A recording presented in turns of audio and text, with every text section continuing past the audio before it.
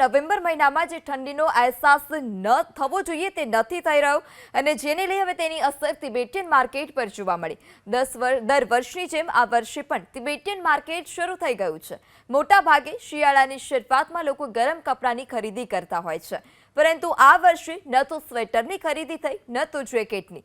આ સમયે સૌથી વધારે ગરમી અમદાવાદ શહેરમાં જોવા મળી રહી છે અને તેની જ અસર આ માર્કેટ પર પણ પડી. જોકે છેલ્લા કેટલાક વર્ષોથી સ્વેટરનો વેપાર કરતા વેપારીઓ પણ હવે ચિંતામાં મુકાયા છે. આ તમામ તિબેટિયન વેપારી આશા રાખીને બેઠા છે કે જો હવે અહીં ઠંડી પડે તો તેમના સ્વેટર અને જેકેટની ખરીદી કરવા માટે લોકો આવે. આ વર્ષે તિબેટિયન માર્કેટ પર મંદીનું મોજું ફરી વળતા વેપારીઓ ચિંતામાં મુકાયા. अभी तो ग्राहक बहुत कम है, क्या बोलते हैं, हर साल के हिसाब से है ना, कम है, उतना खास नहीं है जी. हाँ जी, कारण तो वातावरण यानी कि मौसम के हिसाब से है ना, इसके लिए अभी नहीं हुआ है ना, गर्मी भी लग रहा है थोड़ा.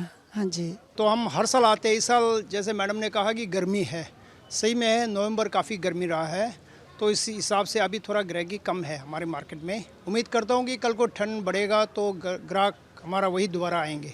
ये तो सारे को मालूम होगा, मौसम गर्म है तो लोगों का इंटरेस्ट कम हो जाता है हमारे ऊपर. तो शायद हमारा ये जो सीजनल जो है मौसम के ऊपर ही डिपेंड मार्केट का. तो नवंबर अभी थोड़ा लूज चल रहा है मैम.